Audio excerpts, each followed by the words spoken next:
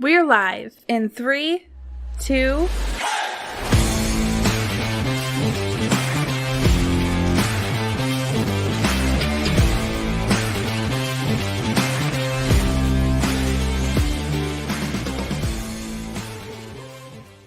And boy, does it feel good to be back, baby. Welcome into Leather Brains, your hostess with too much of the mostest here, Slapdog. And I am joined today by Scotty Del Rey and Alan. We have a fun-filled episode for you, ladies and gentlemen, out there today. We're going to be talking about a lot of different things, as we always do every single episode. We're going to be talking about the veteran running back signings, because there have been not one, but two veteran running backs that are now off the board, and what the implications are for both NFL and fantasy football output from those two gentlemen. We're also going to be talking about Trey Lance, because Trey Lance, he had his preseason game this year, and maybe not the greatest out or showing for old Trey Lance there.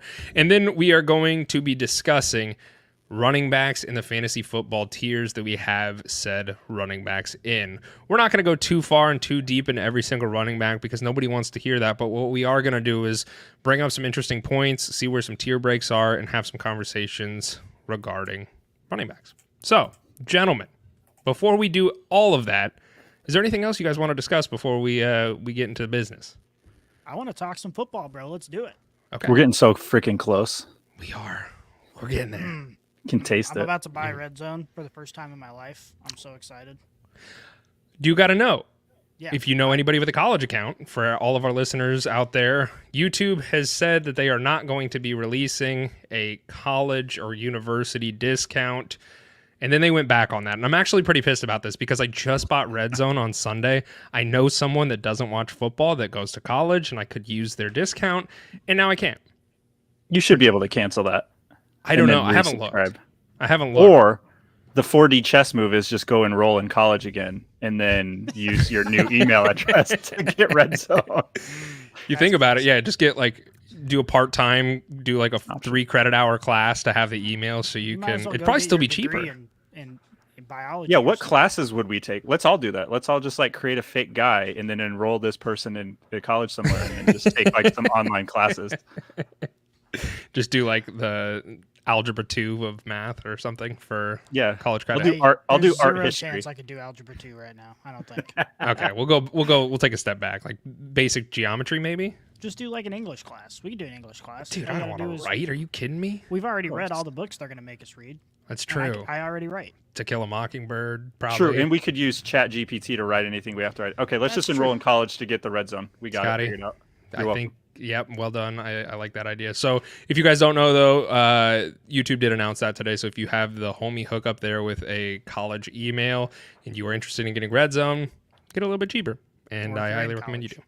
Or You if could you're in do college. it. You could do Yeah, it legitimately. that's true. But we're not, and I wish My we wife had the is. discount. I got the buddy system. Oh, yeah, you're fine. All right, well, let's get down to business, gentlemen. Hey boys, let's get down to business. All right, let's start out with the Colts. And they have officially announced their starting quarterback. Colts head coach Shane Steichen announced Tuesday morning that they have named Anthony Richardson their rookie quarterback, the regular season starter. Not a surprise. I think that probably should have been what happens anyway, so I don't know how much analysis there is to give here. Gardner Minshew was not going to be the guy. They very obviously drafted Anthony Richardson very early for this reason, so let's see what the kid can do. So I mean, we could go into the weeds with Anthony Richardson, and we've kind of discussed him before, and I don't know if it's absolutely necessary. I don't expect him to be great this year. Mm-mm. Yeah, I mean, best case scenario, he is a fiend with his feet, and still the whole offense for fantasy purposes is probably not going to be overly reliable. So even in a best case scenario, you want Anthony Richardson on your team, but I don't know if you want any of these other Colts on your team unless their name is John Taylor and he's playing. Well, yeah, the big asterisk there is if he's playing. That was going to be my point, is right now the Colts need a goal line back, so this makes sense, naming him the starter, because they need somebody to run that ball in from the two, so this makes perfect sense. Quick question while we're talking about Richardson. Just the more I watch these quarterbacks play in preseason, the more I see tape and the more I read what I read about them, I'm nervous. Like none of these quarterbacks that were taken in the first round are going to be worth anything. Could be. They might all be trash. Could be. Well, the thing about quarterbacks taken in the first round is they tend to go to teams who are already struggling, so they have to be spectacular in order for it to be really True. worth it. That's a good point. That's a good point. And, we mentioned John Taylor. He was absent from practice today. It was an undisclosed reason. However, the Colts, they gave him an excused absence for it. So not sure what's going on. Obviously, we know that there's still some drama going on with Jonathan Taylor and the Colts and his unwillingness to want to play for them. But as we have all pretty much came to the conclusion, John Taylor will probably be playing for the Colts because there's a lot of financial risk in him not doing so, and he would be giving up quite a bit. So it really doesn't make sense for him. Colts have all the leverage there, and I do expect Jonathan Taylor to be playing and suiting up for them this year. While we're talking about running backs, gentlemen, let's just go ahead and talk about the veteran running back signings. So the Jets have agreed to a one-year deal with running back Dalvin Cook. Cook is getting paid up to $8.6 million, with the majority of that money guaranteed. Get that money, bro. He's still at least a week away from being cleared to practice after undergoing shoulder surgery, as well as the fact that he will be late to the Jets because his wife is, I think she's about a week away from giving birth. So he wants to be there for that. I think that's very understandable. What do we think about this? I mean, there's quite a bit to unpack. Of course, Dalvin Cook, we know him from the Vikings. He was a very dominant running back. He is getting a little bit older. What does this do for Dalvin Cook? And more importantly, what does this do for Breece Hall? Because he has been activated from the PUP list 10 months after tearing his ACL. So, I mean, what is your guys' opinions for fantasy football output for both these guys? Just makes this offense harder to predict. I mean, there's just so much confusion in this offense with all the weapons that they have, and we don't even know if Aaron Rodgers is good enough to facilitate all those weapons at this point in time. So there are questions on questions on questions. I expect the Jets to be a good football team. Their schedule is very, very tough, which means that's difficult for fantasy output. And as far as the backfield goes, the way I see it, Breece Hall, I don't really see this as a hit on Breece Hall because we didn't know how much he was going to play or how effective he was going to be this year anyway, coming off of that injury. It's only a one-year deal, so if you're in a dynasty league, I'm still valuing Breece Hall pretty high with the understanding that this year is going to be kind of up in the air. But again, that's the case with almost everybody on this offense. Yeah, same feelings here. And Matt, you're kind of alluding to it, but there's so many new pieces to this Jets offense. Like, I don't even know. Like, obviously, Dalvin hasn't been there to gel. Breece hasn't, he's still coming back. He's recovering. There's a lot of question marks. And the biggest question mark overall, which you'd want with this collection of people, is their offensive line. Like, their offensive line wasn't fantastic last year at all. And that's what it's going to take to make this thing work. And if Rodgers doesn't have time, if they're not going to be able to hold that line of scrimmage, like, I don't know. Specifically for Dalvin and Breece, like, I don't know. You look back on history, and whenever teams sign big name running backs to like one-year deals, like, it's kind of hit and miss. Like, it's never a plug and play like you're playing Xbox or something like that. So it's a wait and see game. I think there's a lot of cautious optimism across the board, but that O-line has to be good. They have to gel quickly. And we alluded to their first like 4 games that they have coming right out of the gate, and they're not easy. Like, they don't get time to warm up. They're not getting like a directional school from college. They have to get right away with the Bills. So interesting. I think cautious optimism.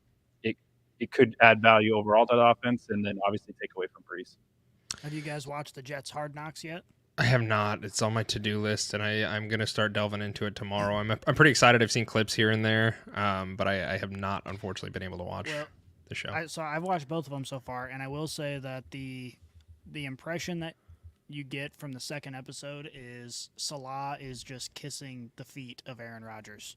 Like, it's going to be interesting to see how this dynamic plays out because, you almost get the impression that Salah is deferring to Aaron Rodgers for play calls and making calls on the field, which is true to an extent with every quarterback, but it almost makes you concerned that they're like, okay, Aaron Rodgers, please fix this for us, and we're just going to let you do what you do, and just hopefully it works out. I mean, the Jets, we saw the Jets last year, right? We saw the Mike White show and the Joe Flacco and the Zach Wilson, and the Jets offense was not terrible. The one piece that they really needed was a competent quarterback, and if Aaron Rodgers can hold true to what I think a lot of the Jets organization are hoping that he can, they're going to be pretty good on offense. I think, and I don't want to sit here and compare him because I don't know if it's a fair comparison, but look at like Peyton Manning.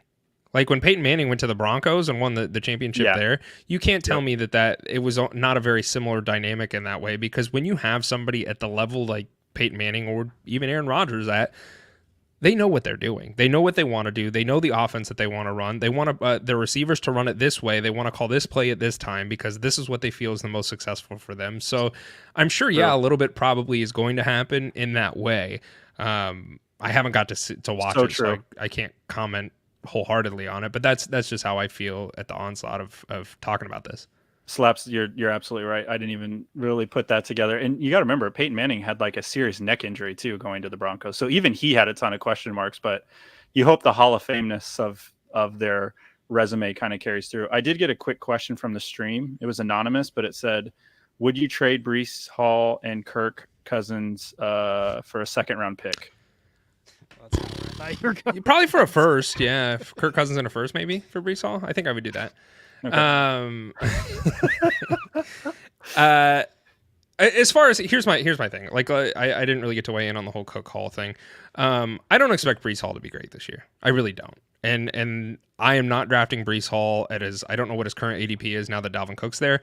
I'm not expecting Breece Hall to be anything wonderful, because we see that when these running backs come from a major leg injury like an ACL tear, typically it takes them like a year to get good. Look at what happened with J.K. Dobbins. Like J.K. Dobbins was okay towards the end of the year, but it took him a while to get warmed up. He still had a nagging injury.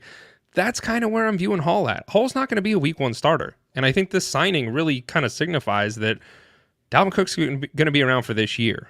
Now, in years to come, Breece Hall is young. He was very talented before he got hurt. I do expect him to still be pretty dominant, but I don't expect it to be this year. So if I was a betting man, I think Dalvin Cook has a better fantasy finish than Breece Hall does this upcoming season, because I just don't see Hall, and I could be wrong, but I don't really see Hall coming back and looking like he did 100% before he tore his ACL. Well, and not to mention, I mean, we already kind of stated it, but just given their schedule, I mean, the running backs in any offense that are either going against high-powered offenses or high-powered defenses, which it seems like every matchup that the Jets have either have a high-powered offense or high-powered defense. Neither of those things bode well for running backs, because they're either going to have to pass the ball a lot or they're going to have to fight through a really tough front four or a tough box. So, even in the best case scenario, you kind of have to expect these guys to struggle a little bit. With that said, I'm still happy to take Breece Hall, especially in dynasty leagues. But, depending on what his ADP is falling to after the signing, that's obviously going to dictate it a lot. Yeah. Other veteran running back signing, of course, is Zeke. The man who eats and eventually plays center for the Cowboys has now found a new home with the Patriots. So he signed a one-year deal worth up to $6 million. This one, to me, I think is actually a little bit more interesting, because as I've mentioned, I don't see Breece Hall really. I think he'll play, but not to the level that a lot of people are expecting him to this year. But I think this really actually kind of does affect Ramondre pretty significantly. Breece Hall's ADP was not like a second rounder this year because of his injury and him coming back. So, but Ramondre was a pretty sought after running back, and I think this certainly muddies up that backfield. What are your guys' opinions on Zeke going to the Patriots? He's fat. I'm not worried about him. I don't think he's going to do much, just like he didn't do much with the Cowboys, who probably had an even better, surrounding cast to like free him up to do what he needed to do. So they still have Mac Jones as a quarterback, which still don't think he's the answer there. I think they're just holding on for dear life, and then that's kind of it. So I don't think there's much to take away from on that offense. I think there's just kind of a lot, and he's fat, and I still think it's Ramondre. Well, as far as Ramondre is concerned, Zeke was the best option as far as the veteran running backs that were on the table, because we all know what Zeke is at this point. But the flip side to that coin is Zeke coming in with no expectations, and I think he's going to exceed those expectations because we're used to seeing him as a bell cow, right? We were seeing him in Dallas basically get all of the carries, and we were mad at him for taking them away from Tony Pollard. If he comes in as a supplementary role and has a chance to rest on the sideline in between carries and these sorts of things, I think he could be a lot more efficient than what we've seen with him recently. But with that said, the rule of thumb for fantasy managers has always been don't draft anyone on the Patriots post Tom Brady era, and Ramondre was kind of the outlier. But with the signing of Zeke, I think it kind of falls back on, I would take Ramondre, but I'm not taking him in the second round. If people fade him enough, then I'll take him. But there's no way I'm paying up to get this guy because I do think he's going to miss out on some touches. And the Patriots have said basically outright over and over again that they don't want Ramondre to have that big workload. They didn't like the fact that he had that big workload last year, which is why it was so clear that they were trying to sign another guy. So I don't think that it's going to be, Ramondre is going to be usable, but he's not going to be usable for a second round pick. Do you think that you could maybe compare this to when it was Ramondre and Damian Harris in a split backfield? Like, do you think that could be a similar workload that we're going to see between these two this upcoming season? Yeah, I do. And Ramondre still performed. It's just he's not going to perform to the degree that we all hoped he would in this offseason when he was the only one back there. Sure. Alan, anything to add before we move on to our next? No, I think in the text, Matt and I had it pretty much locked up. This is the best case scenario if you own Ramondre Stevenson. Like, yes, it's going to eat into the pie a little bit, and we all know Zeke loves to eat pie. So, but it's not going to be as much as you think. Yeah. Titans wide receiver Treylon Burks, second-year wide receiver for the Titans. He left the field on Wednesday with the help of trainers who were, quote, holding his left knee, according to Turon Davenport with ESPN. Titans reporter Paul Kurharski added that Burks was putting no weight on the leg as he got onto a cart to leave the sidelines and was holding his upper calf. Not a good look. We don't really have any sort of news as to what that could be at this time, but no injury is a good injury. And if he can't walk on it, I think they're going to be tread very cautiously with him if he has not hurt anything. And I don't expect to see him until the start of the regular season at best.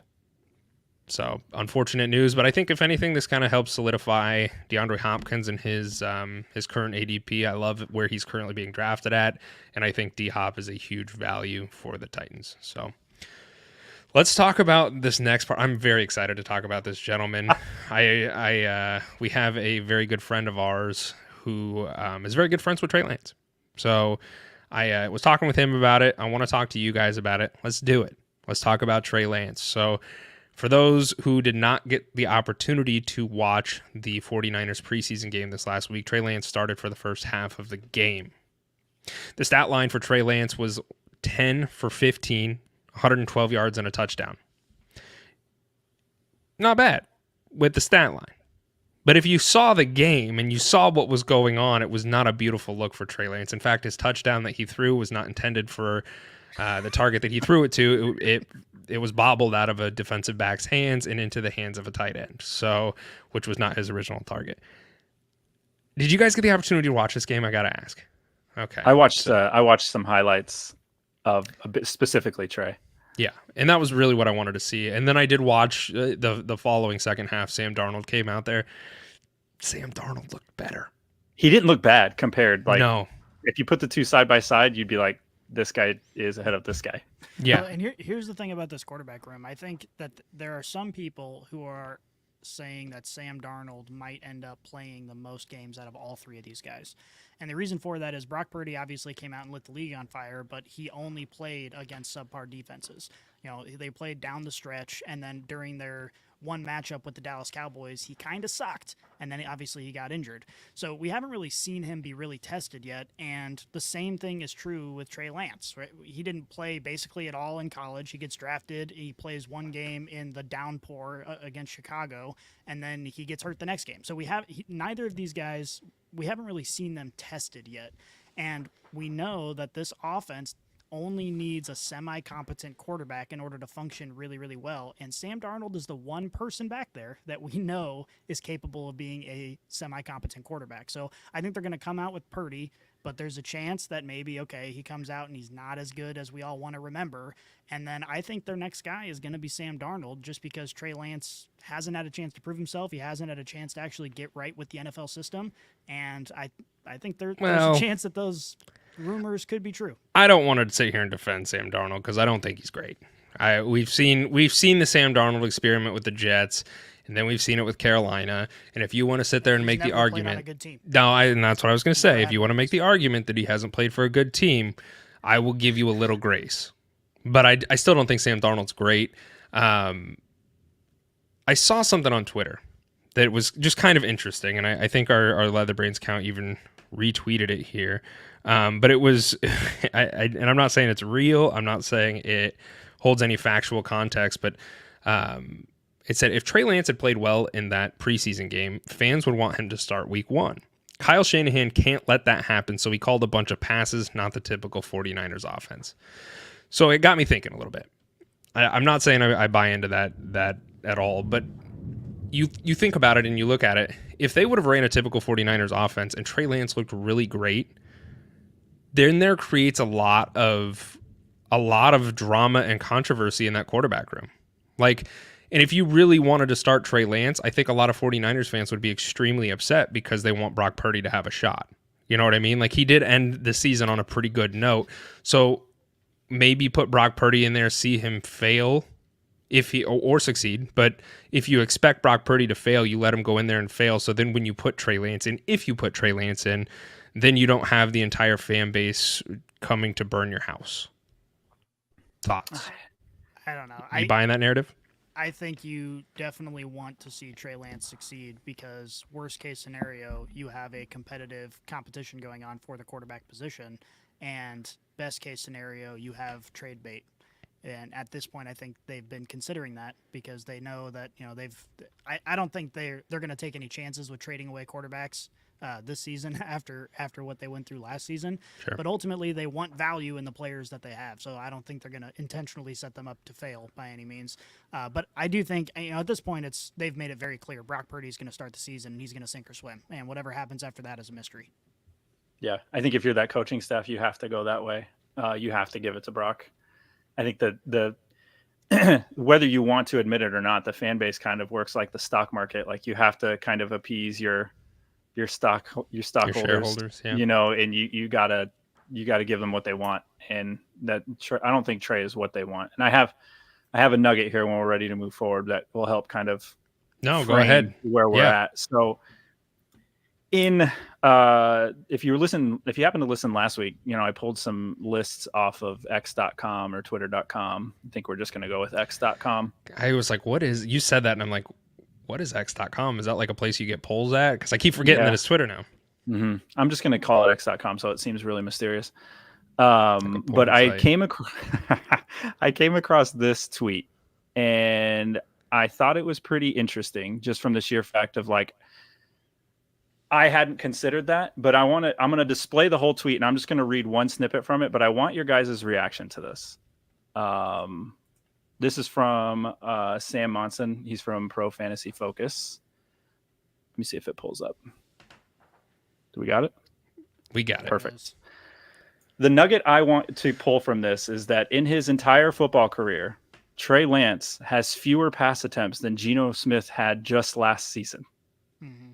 So if you look at the body of work that Trey Lance has put together for his football career, he has not passed it a lot. He just doesn't have enough miles on him to say one way or the other. So I read this tweet and I took it one way, but I could see you taking it positive or negative.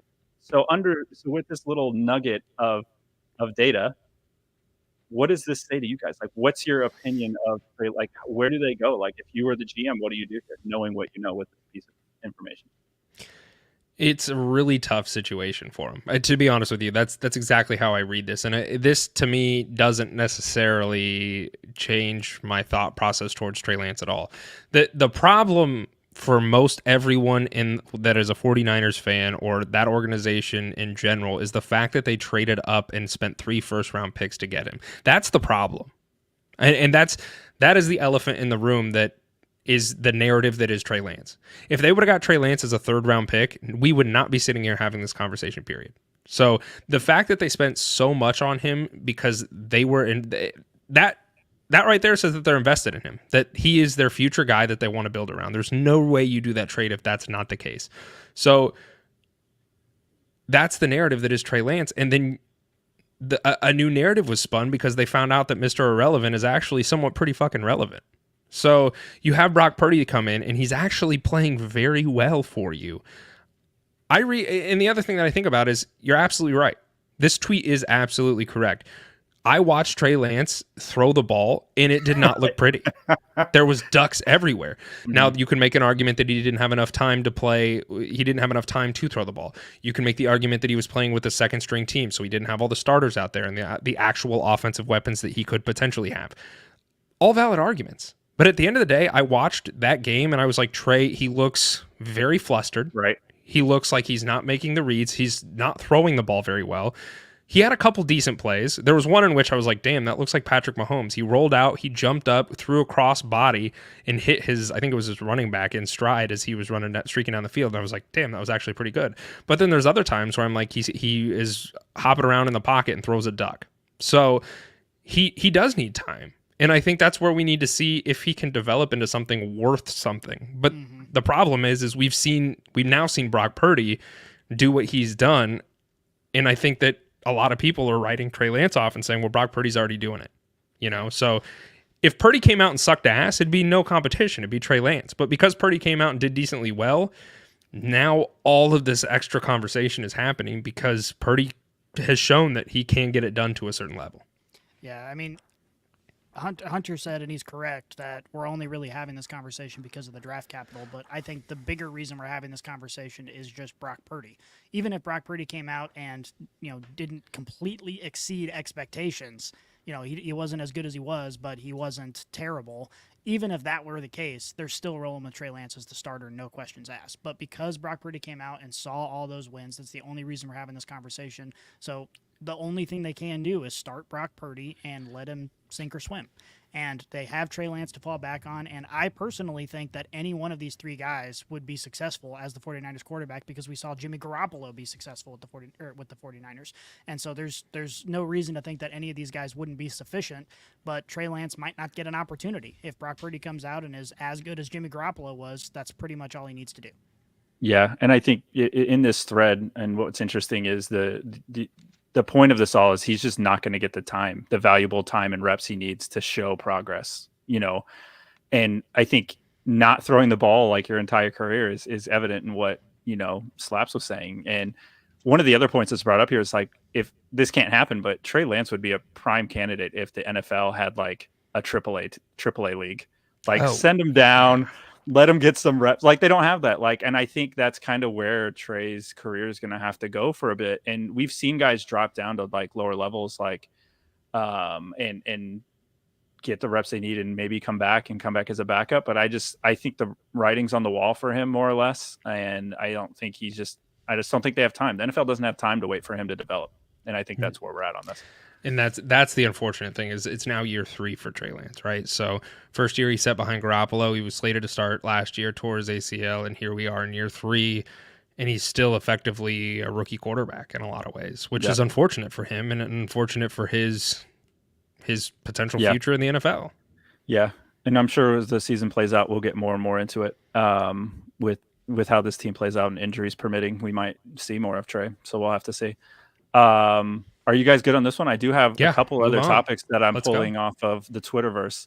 So the other one is something we don't really get into too much because we can't really predict it. And it's really, honestly, kind of the weather. And this one is a tweet I saw from Dave Ridge. Shout out Dave. But this is the highlight is this: the Lions only play 5 games outdoors next year.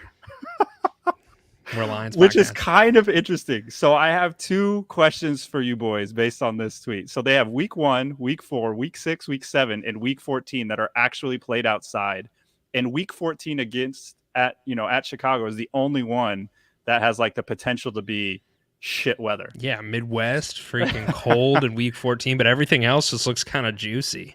Yeah, so for even Detroit Lions fans, like, shout out, you're not gonna have to be outside a ton, in cold, like, you get it. But even for that offense, right? Like, I think one of the things that we consider week to week as fantasy owners is you kind of, and I know a lot of apps have, what's the weather going to be like? You very famously last year with Buffalo, like, what's the snow going to do? You look ahead when you're looking at matchups. And so first question is kind of like your thoughts with the Lions getting this very favorable, quote unquote, weather schedule. And then 2, just kind of like your philosophy, the 2 of you, for people listening, like navigating weather. Like, do you put much stock in it? Is there certain things you look for? Is it don't really care unless it's super windy? Like, what are your boys' thoughts? I'll jump in on this. I think for me, it's more of a game day decision thing. Like, I'm not basing my draft strategy around weather, because No. obviously, but like when it comes to the weather on the day of the game, I'm cognizant of it. And in fact, Scotty and I last season, we did a couple, and we might do it again this year. You know, an hour before kickoff, Scotty and I would go on Twitter, was it Circles and Spaces, excuse me. And we would just hash it out. And if people had questions about starting their lineups, we'd go over each game very quickly and then help people set their lineups if they had any questions. But one of the things that we're going over is, what's the weather like? Because, like you mentioned, that game with Buffalo and the giant snowstorm, I don't want to play a receiver in that, right? Like, if I had to choose between Gabe Davis as my wide receiver 3 or Darnell Mooney, like, I'd probably choose Mooney in that regard, because while they're both not great, is Gabe Davis going to get a target? Is he going to actually catch it or drop it because he's already got icicles for hands? And number 3, is he going to be able to get the ball thrown to him because there's snow? So I take some stock in it. I don't let it be an end all be all, of course, but because you're going to play your players that are really, really good players. But like when it comes to flex or those other, you know, your wide receiver 2s, running back 2s and stuff like that, it certainly impacts me a little bit. Yeah, I mean, it's a decision maker. So if you're struggling between 2 players that you view pretty similarly, and one of them's going to play in a monsoon and the other one's playing in a dome, then it's clear. Yeah. Right. So it's just kind of an extra factor that you can use. As far as the Lions go, Say something nice. Kind of a hot take here. I actually think that this doesn't really benefit them, because the Lions are only one of a handful of teams that would have the advantage playing in bad weather, because they're used to it. They're from Detroit, right? They get that bad weather all the time. They practice in that bad weather. And, you know, you can look at Green Bay, or you can look at the Jets or the Bills, and those guys, you'd say the same thing. If they're playing Tampa Bay in the snow, the Lions are going to have the advantage. So the more games that they are in a dome, it evens the playing field. I think it takes away a bit of that advantage that they might have depending on the matchup. The Lions are in a dome. Yeah, that's true. They're still used to it. They live in Detroit. Yeah, he didn't say something mean about the Lions, so I'm going to take it as a victory. Those players are from all over too. Like, you got to remember, not everybody on the Lions is from Michigan. I think it's interesting. The Lions playing in a dome really screws my argument there. That's a good point. I think this is a mental note for anybody listening to the show. If you are nervous, if weather becomes a factor for a player and you happen to be holding on to a Lion, like, just know that they're probably going to be fine. They're going to be fine. They're going to be fine. Well, cool. Yeah, we'll definitely. That is a really interesting little thing, though, to bring up. Not that I'm bearing any weight with it for fantasy, but it's weird. It just tells me that the Lions are for sure locked for the playoffs. Yeah, they might. Yeah, playoff bound, except for week 1. Next topic. Moving on, and certainly for the Brainiacs moving into the season, like, you know, I know we do a lot of live stuff. Like, this is definitely something to consider when you're setting your lineups too, for sure. Last little piece of tweetage to have here from Matt Okada. He had 9 breakout fantasy candidates for 2023. I don't know why he settled on 9. Maybe he couldn't think of a 10th. Maybe, I don't know. Maybe he ran out of room on Twitter. Maybe I'm going to say he ran out of room. So I picked this tweet for a couple reasons. One, I wanted Slaps to have to say number 4 on this list. And 2, I'm ready. I wanted each of you to pick like one that's most likely to break out off this list, and then one you think that like maybe not, maybe shouldn't be on this list. I think Matt Okada, the writer of this list, pretty much took all of the players that I'm really high on for breakout seasons and put them on here. So I completely agree with we've talked about every one of these. Yeah. Oh yeah. I couldn't agree more. I mean, number 1, and I'll just read the list so everybody who is listening and cannot see the tweet can very clearly know what we're talking about. Number 1, Saints wide receiver Chris Olave. Then we have running back, and I'm just going to go down the list. I'm not going to say 2, 3, 4. Alexander Madison. Then we got Jerry Jeudy, number 4. Get ready. Buckle up if you guys are not. Chigoziem Okonkwo. Yeah. Let's go, baby. Nailed it. Number 5, Jahmyr Gibbs, Elijah Moore, Greg Dulcich, Tua Tagovailoa, and number 9, James Cook. Scotty, what? Let me ask. I'll pass the ball to you. Which one is the one that you're most excited about, and the one that you think is going to have the biggest or the potential for the biggest breakout this season? I think in light of the recent injury, Chigozie Okonkwo is in line to have a great season. When he was on the field last year, he was splitting time, but when he was actually on the field, he was as efficient with his receptions as Travis Kelce. He is the real deal, and now he's the tight end one in this offense and possibly the second or third target for every passing down. So I think he is the real deal. I think he's going to have a really good shot to blow a lot of tight ends out of the water. I've been targeting him a lot in my drafts. You're not getting Kyle Pitts? Well, I like Kyle Pitts too. It all depends on how it shakes out. Well, Alan, what about you, Alan? One for me breakout that I'm very high on is Alexander Madison. I loved him, and he was like the famous handcuff, like probably one of the more famous handcuffs through the last like 3 years. I feel like for fantasy football, if somebody had Dalvin Cook, you just stash Madison because you're like, he's gonna be hurt. We know Dalvin's going down. I think Madison's more than capable. I also think it's the style of play the Vikings like to run. Like they like to establish that line of scrimmage. I like the way Madison runs. I think he has a potential. I think he could have definitely been a starter, but definitely when you have somebody like Dalvin Cook, I think for me, that's the one that I'm probably like most high on out of this list. They're all really good, but for me, that's probably where I'd put it in. My only fear with Alexander Madison is that another running back's going to sign there. Playoff Lenny and Kareem Hunt are still they're still free agents, and I'm not saying it's going to happen, but that would be my biggest fear for Madison stock values if one of those guys enters the picture. I'm also concerned with Madison being able to hold the workload. He's never had to do that for long periods of time. He's had stretches and he's been fine, but he hasn't been overly efficient during those stretches. It's just when you're playing Alexander Madison, it's because he's the only running back in the system. So exactly. Yeah, that and I get that. For me, I'm just going to be honest with you guys. James Cook. I think I'm very excited for him. Him and Elijah Moore are the two that really stand out for me on this list. And I just bring up Elijah Moore because his ADP is so trash comparative to what I think he could offer for this team. Very obviously, Amari Cooper is the wide receiver one, but Elijah Moore is going very late, and I truly do believe he is going to be the wide receiver two for this team and could provide weekly wide receiver one upside for spike weeks if Deshaun Watson gets back to Deshaun Watson of old. The other one, like I said, James Cook, he's the one that speaks out to me on this list. He's another one of those guys I'm definitely trying to target in my redraft leagues because his ADP is so much lower than some of these other running backs. He's going to be a lead bell cow for this team. He's going to have PPR value because they're working him into in all three downs, and they're working him in the passing game, and that's what the Bills have wanted. That's what the Bills have stated they've wanted for years now. They've been looking for that guy. James Cook was a rookie last year. We started to see him get involved towards the end of the year, and they've come out and said he is going to be our guy. So comparative to where his ADP is, obviously this team goes through Josh Allen, but to get James Cook where you're getting him at as a serviceable and usable running back, I love that for him. So sign me up on the James Cook train.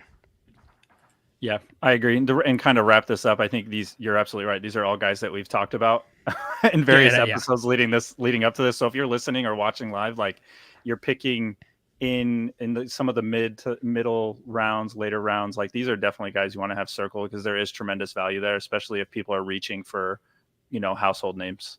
For sure. Yeah. Appreciate you boys walking with me through the Twitterverse. Those are some of the tweets I've had over this last week.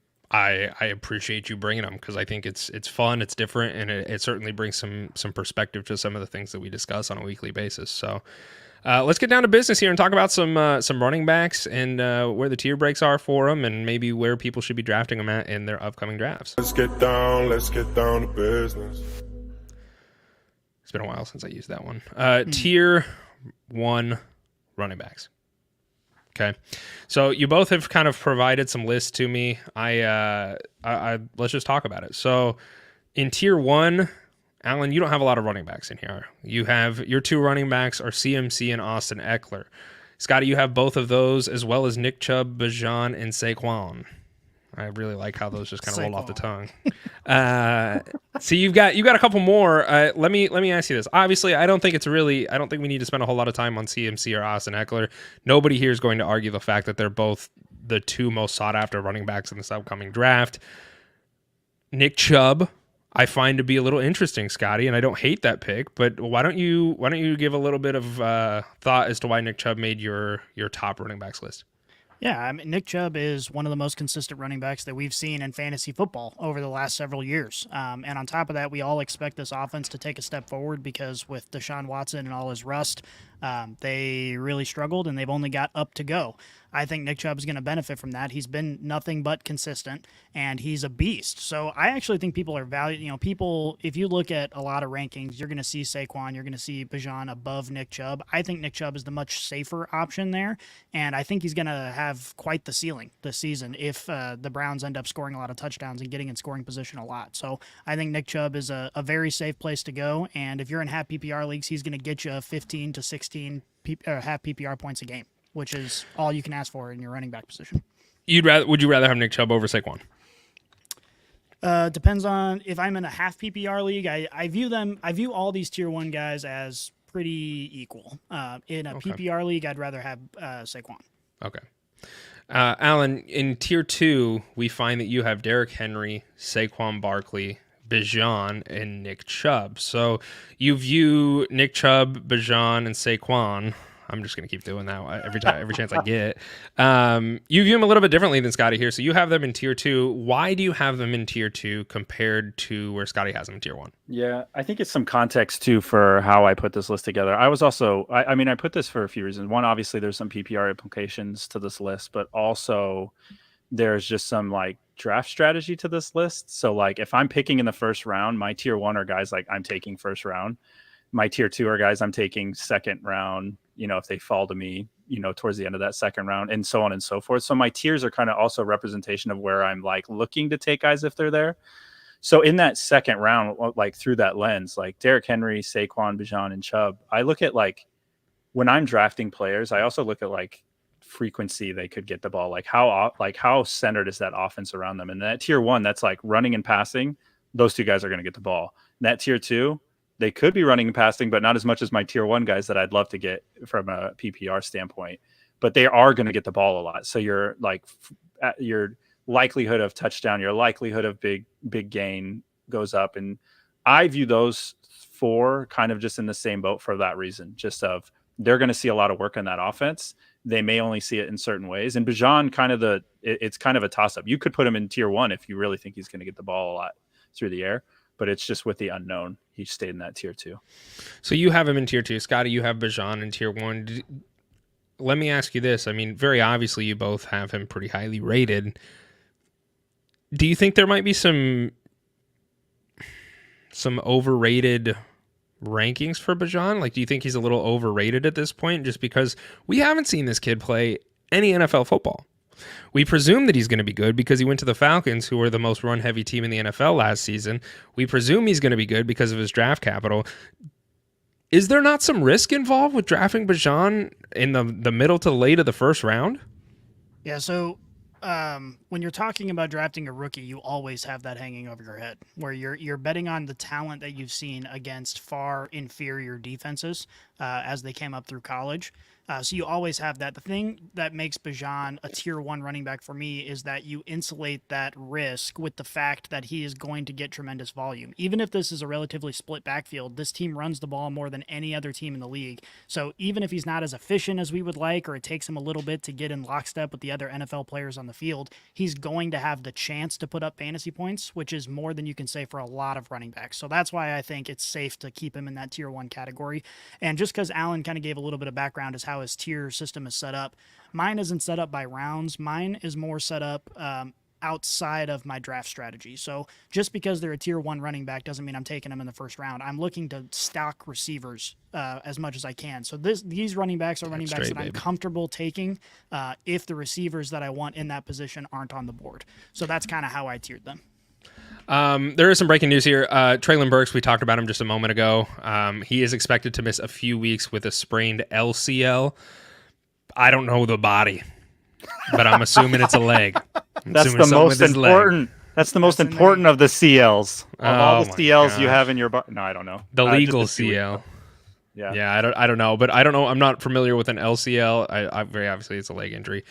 Sprained, not torn. That's good news. That is good news for all Traylon Burks owners or potential owners. Better than a tear. So Yeah. back to the running back conversation. So I appreciate your insight there, Scotty, as far as how you were drafting them or tiering them, rather. Let's go to tier 2. You know, we gave Allen's tier 2. Scotty, in tier 2, you have Derrick Henry, Jonathan Taylor, Tony Pollard, and Josh Jacobs. Now, Allen, the only person you have in tier 2 that Scotty does as well is Derrick Henry. So Derrick Henry's getting older. I mean, I don't think anybody here is going to gawk at the fact that the wheels have to fall off Derrick Henry at some point. Like, Derrick Henry is not going to be in the league forever. He's been very, very dominant. I was a big hater of Derrick Henry last year. Shame on me, shot me in the foot, and he's here again. And I still don't want to touch him. So what is your thoughts on Derrick Henry in an offense that has predominantly in the past been very Derrick Henry heavy with an aging Derrick Henry and as well as an O-line? Yeah.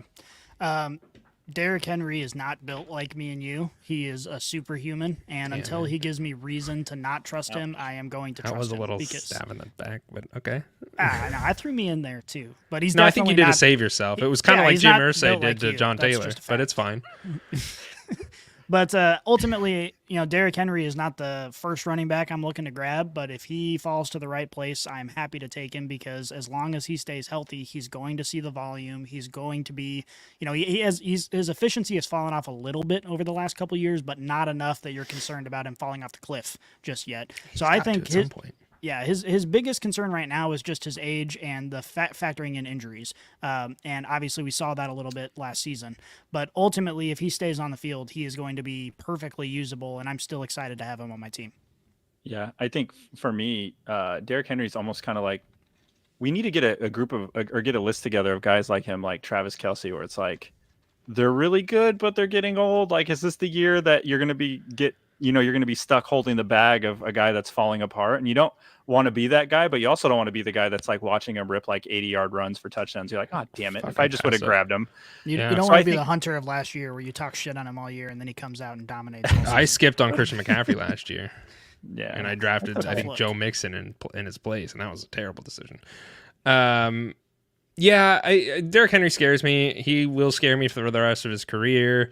It's something I'm working through, personal stuff. It just kind of scares me. So, but let's talk about John Taylor and Josh Jacobs because you both have them. Alan, as I mentioned, you have them both in tier 3.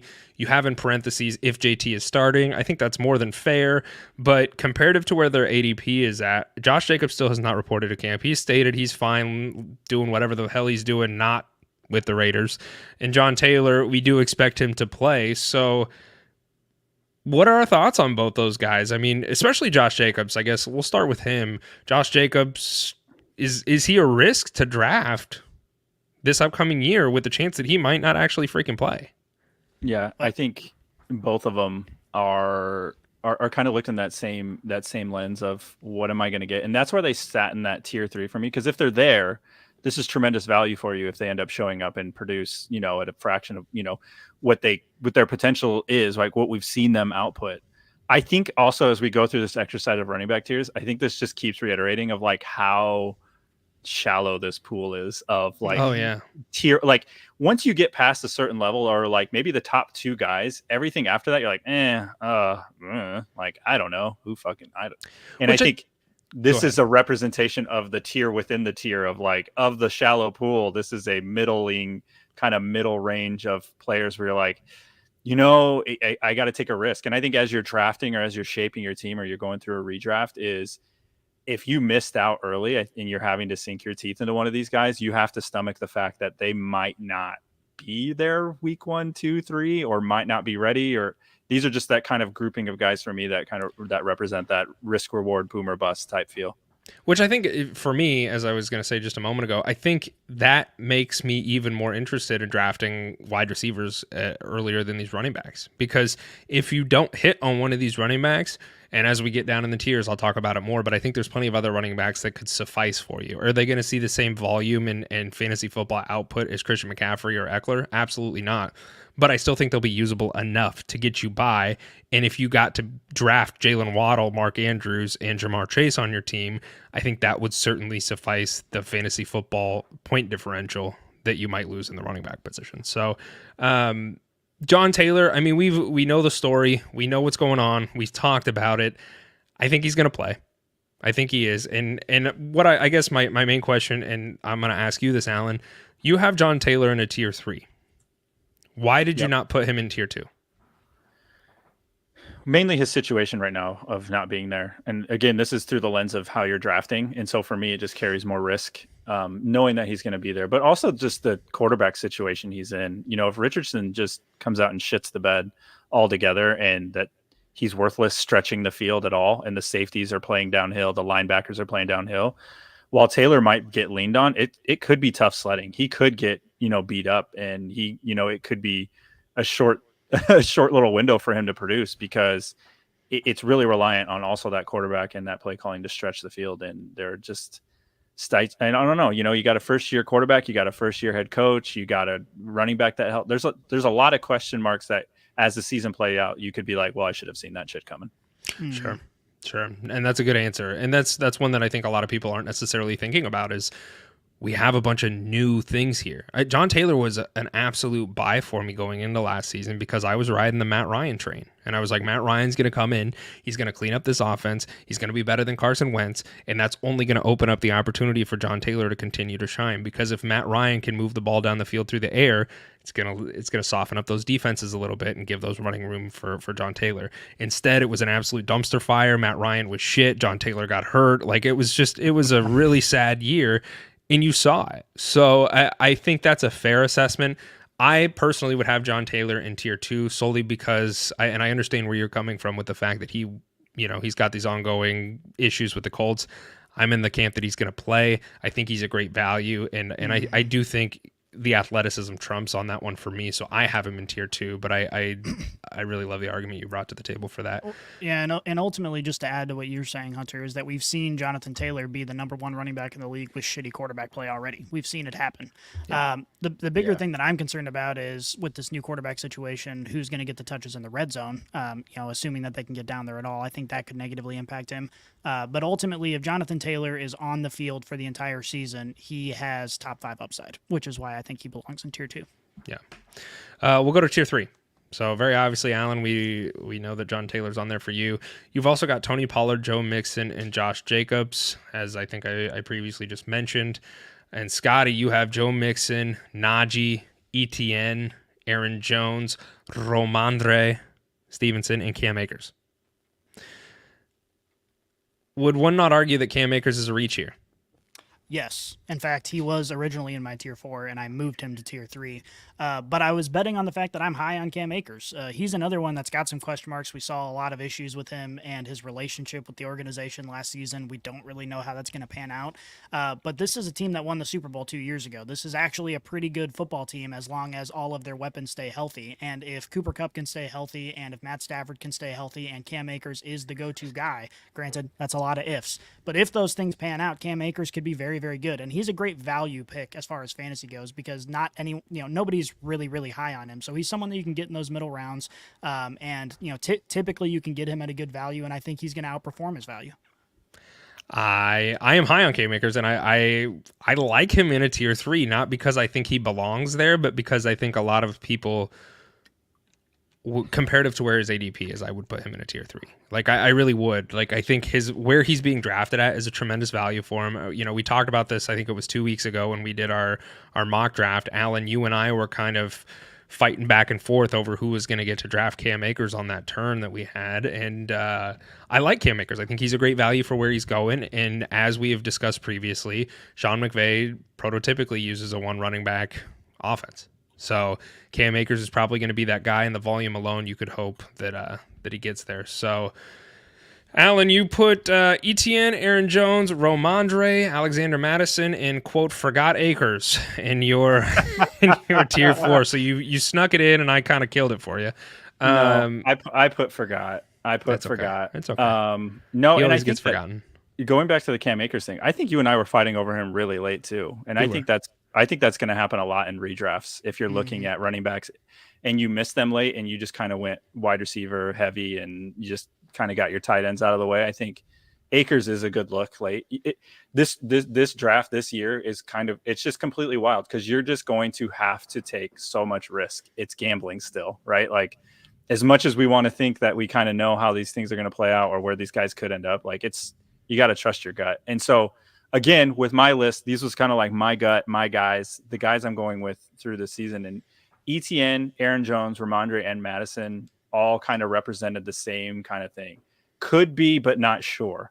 But guys, why? What do you mean? And when I say why, I mean let ETN is the one that really stands out to me because you both have ETN pretty low.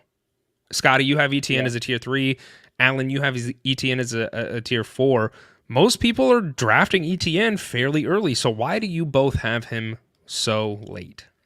Yeah, and this is again how I break them up in my brain. Like, who would I want to have over the other? So ETN could still go really early. I think for me, that offense, there's still some things that could shake out, and they captured lightning in the bottle at the very end of the year. And can they do that again? Can they keep that magic going with old Dougie P? You know, like that offense was humming. They have some weapons, but they have a lot of weapons now. And as I said in a few episodes back, like when he was with the Eagles, they let it rip. You know, they were rocking and rolling with tight ends, wide receivers. Like they liked to push the ball and they liked to do it in a hurry. And so for me, it's more of just kind of where I view them in my brain of how I think the production's going to go. And I think his production's going to be similar to that of an Aaron Jones, Ramondre, or a Madison this year, which isn't a knock at all. Even saying tier 4, like I think those guys could produce too, but it's again, the risk reward. Like how much are you willing to stomach? Mm-hmm.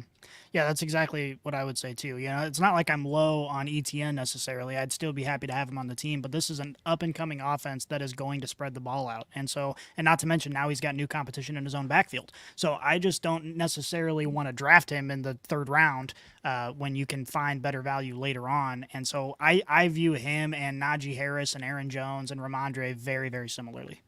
Sure. And a lot of people are also high on Najee. And I just want to point out why. Why are you high on Najee? Because he's one of the most inefficient running backs in the NFL. He has been one of the most inefficient running backs as far as yards per carry. What really helped him his freshman year was Ben the Tree Trunks Roethlisberger throwing him the ball. So, and you're not getting that out of him at this current juncture. Scary. I would not draft Najee where he's currently at. We were screaming from the rooftops last season, don't draft him where he's at. People obviously did because ADP was there and they kind of paid the price for it for a good portion of the year. So yeah, well, the thing about Najee is that he's got pass catching upside, which is pretty rare among a lot of running backs this year. So that's why people view him like that. If you're in a PPR league or a half PPR league, you see potential extra value there. But we just didn't really see that pan out last season. It's not like Pickett was checking down to him every other play. And when he gets the ball, he's not efficient. So I agree. I don't understand why people are so high on him. I think right around Aaron Jones, ETN is perfectly reasonable for Najee. If you guys remember the Trent Richardson train of fantasy football way back when, where like he had like a good year and everybody was really high on him, and then everybody kept drafting him, and then he was just shit. But everybody kept drafting him high because you were like, okay, he's gonna do it. He's an Alabama running back. He showed me one year. He showed me a year where he could do it. Look at his body. But it was like the same thing show up for me with Najee that showed up for me with Trent Richardson, and that was really, like you said, the inefficiency. Missing holes, not cutting right. Like you can see it. And I think last year on Twitter was like a constant reel of him like missing, not doing what he should be doing. And I hope that trend doesn't continue for him, like personally, but from a fantasy perspective, I feel that's kind of where we are. No, and I tend to agree with you. I did want to touch on one thing while we were in tier 3 here. Joe Mixon, Scotty, you have him as a tier 3. Alan, you also have him as a tier 3. What's up with that? Do we not feel as if Joe Mixon is valuable enough to move up to a tier 2? He is a 3-down back. He's got PPR upside. He's in a very, very high-powered offense. He's been the guy for a couple years for the Bengals. So why do you both have him listed in a tier 3?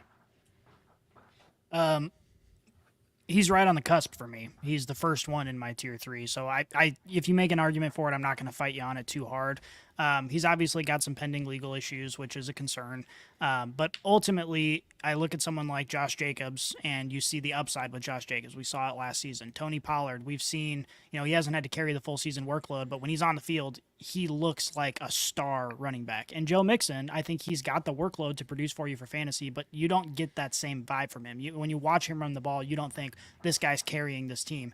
And not to mention, the best weapons on this field are receivers. So I don't think that they're going to be looking to give the ball to Joe Mixon in key situations as often as possible, like you will with Josh Jacobs or like you will with Tony Pollard.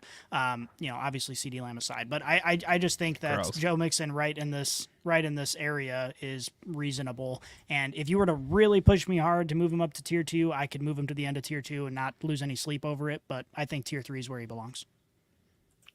Same kind of thing. What Matt just said. If you look at even the Cincinnati red zone offense, and that's what like a lot of fantasy like players don't really look at is what are they going to do 20 yards in? Like, what are they going to call? Like, who are you going to give the ball to? And more often than not, you're going to want to keep the ball in Joe Burrow's hands. Mm-hmm. And more often than not, he's going to want to give it to Chase, Higgins, Boyd, one of those. And he could also, the running backs last year also did catch a few touchdowns, but combined, that whole backfield caught like 6 touchdowns out of the backfield in the red zone, all year. And so it's where you're going to get that scoring from. And I think when you're looking at where am I going to get my touchdowns from, because that's what fantasy football is. Who's going to score the freaking touchdowns? And for me, that's where I would default to in this offense. Zach Taylor is probably going to dial up a play that keeps the ball in Joe Burrow's hand, and it's probably going to try to get one of those wide receivers the ball. Mm-hmm. Okay. I think that's a good explanation for those. We're going to move on to tier 4, the last tier here. We were talking about, just a moment ago, we were talking about Travis Etienne, and we were talking about the volume that he's set to see and how that's kind of what helps bring him some of his value.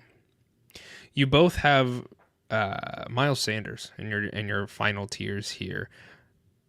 Could one not argue that Miles Sanders is going to be a volume play? And for that reason, he has some sexy fantasy football appeal for that reason. Do you think he's valued fairly as both of you? We had some tier break discrepancies, but for your tier 4 guys, like, do you think Miles Sanders belongs in tier 4?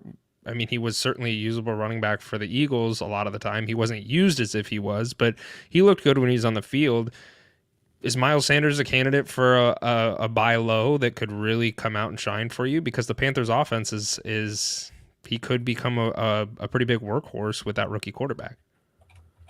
Yeah, for me, it's just I don't know. I haven't seen success in this new offense yet, so I don't know how much there's going to be scoring opportunities. So I do think he's going to be a value play. I think if he's falling to you late in drafts, he's worth an ad. I mean, there's a reason he made the list. So it's not like I'm low on him. But if he's going to get a huge amount of volume and never be in the area to score, it's going to be what it is. So I think it's reasonable to have him right around the same area as Alexander Mattison, because it's the same sort of thing with Alexander Mattison, that he's going to be the only one there, but they're throwing the ball to other people. So I don't know if he's going to get those scoring opportunities. J.K. Dobbins, the exact same thing. So Miles Sanders, I think he will be the guy, but I'm just not confident enough in this offense for him to score the fantasy points necessary to move him any further up the tier list. Yeah, I think Matt hit the nail on the head on that one. Last year, he really benefited from the fact that that Eagles offense was high flying, and they got some stability there. The quarterback position. He had 11 rushing touchdowns last year, 1,200 yards rushing. Prior to that, the year before, injuries and things that happened, but no rushing touchdowns. The year before that, he had 6. His rookie year, he had 3 rushing touchdowns, and Matt, receiving has never been there. He had no receiving touchdowns last year, and that's just not the kind of back he is. I think he benefited from the rest of that offense really booming, and now that he's removed from that offense, I'm a little hesitant to say he's going to continue the production just all by himself, all out of the blue. I see Miles Sanders is one of those guys I am actually buying at his current ADP, because I'm going with the early wide receiver look, and Miles Sanders is a great volume play for me. Like, I look at that offense for what it is. Adam Thielen is like their wide receiver 1. That's really gross and very concerning. They have Jonathan Mingo, who's a rookie wide receiver. They have, I can't remember the other guy's name off the top of my head. And that's a problem because I can't remember his name. And So you look at this offense, they've got a rookie quarterback. I like the volume. Yes, there is some concerns because they have to move the ball down the field somehow, but the volume that Miles Sanders could see, and you look at it like what happened last year, like Deontay Foreman kind of came onto the scene and was certainly a usable running back. They know how to run the ball. So obviously they have a new head coach and that changes things quite a bit, but I still like the volume play. So Jahmyr Gibbs, you guys both have him listed at the bottom of your tiers. If Yeti was here, I think he'd have him like tier 2. I'm really high on him. I don't know about that. Yeah, I mean, you look at my tier 4, and all of these guys I'd be happy to have on my team. You know, you look at Jahmyr Gibbs or Miles Sanders or Madison or Dobbins or James Conner or Rashad White. I would target any of these guys if the value is correct. So I'm not low on Jahmyr Gibbs. I think he's going to get plenty of volume. I think he is, but you know, he's a rookie. We don't really know how he's going to pan out. I think he's in a good situation. He's still going to be sharing a backfield. So I personally think this is a appropriate ranking. Yeah, I think that too. I think this is also kind of these rankings for Scotty and I are really a representation, I think, of, if I could sum up, our ability to reach. Like, which guys are we more likely to reach on? And I think that's, as I read through this, that's just kind of like how it's kind of funny. But yeah, I agree. I'd be more than happy to have any of these guys, like, given the state of running back affairs in fantasy football right now. It's just kind of where we are. I'm a little disappointed in the both of you, if I'm being completely honest, because I don't see James Cook anywhere on any of your guys' tier lists. Is he just not a running back? Damn, that's a real I had to cut my list somewhere. I couldn't put fine. like every running back on there. You know, that's fine. He didn't make the list. He's All-Stars. playing for one of the better offenses in the league. He's a bell cow. It's whatever. I'm not salty. Would you rather have James Cook over anyone in my tier 4 list? I would say not anyone, but he's high on your tier 4 list for me. James Conner to me on your tier 4 list, Scotty, is probably the one I'm targeting the most, or the earliest, I guess is probably a fair statement, because he is a bell cow. The Cardinals aren't slated to be good. Somebody's got to move the ball, and Conner looked really freaking good last year. Question for you. Is James Cook even the best running back on that team? Because I think the best running back on that team is that quarterback. Well, no, I get that. I understand that. And I think his ADP is pre-baked into that. Like his ADP, it's not like he's going 4th round. Like I wouldn't take James Cook there, but like where James Cook's ADP is at, I think Josh Allen's pretty much pre-baked him to where his current ADP is. But once again, I'm looking for the guy who's on the field because I've drafted a couple good wide receivers early, and I need a running back that's just going to be there and hopefully can get me a touchdown on a weekly basis. I think that's fine. But one of the things about James Cook that we've talked about is, you know, we've said, okay, the Bills want a running back who's capable of carrying the ball and being effective in the passing game. But one of the fantasy truisms that we've always stuck by is rushing quarterbacks do not dump off to the running backs. They tuck the ball and run when they're in trouble. And that's just the case with the Bills. So even though James Cook has that ability, it's not like I'm expecting him to be a PPR nightmare. I'm expecting him to catch a few balls and to be okay. But I'm not, you know, overly excited about that situation for him necessarily, not to mention, you know, Stephon Diggs is still in the operation, and he's going to be the go-to guy. So, I think that's probably why I'm a little bit higher on James Conner, is because James Conner has proven that he is just as effective as a wide receiver, and Kyler Murray, previous to the injury, of course, was almost hyper-targeting James Conner in a lot of situations. So, and not even Kyler Murray, but after Kyler Murray's injury is when James Conner really skyrocketed for PPR value. And James Conner had a couple catches where I was just like, I don't even see wide receivers make these. Like there was some really great ones. So he's got hands, he's athletic. I love James Conner, and where's current ADP at is very juicy. I have this last little nugget of information that I just think is interesting. Dalvin Cook's mother, also James Cook's mother, because they're brothers. She named Dalvin Cook Dalvin James Cook, and she named James Cook James Dalvin Cook. So the brothers also have each other's names. And I just want to she might be the least creative person to ever. I was just going to say that. What a lazy ass mom. Yeah. She's like, oh, you can have your brother's name. Unless they hold some like deep family ties and we just then we're just assholes.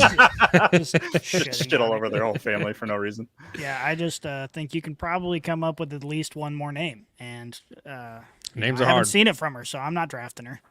I don't know. I don't know what a slap dog is, but I don't slap dogs. Names are difficult. I get it. Gentlemen, that's it. That's all the time that we have. I appreciate both of you guys bringing the running back tiers to the table today and discussing the running back market for these running backs for fantasy football, because Draft season's just right around the corner. And even more importantly, NFL's right around the corner. So pretty excited for it. Gentlemen, let's get the hell out of here. We are out.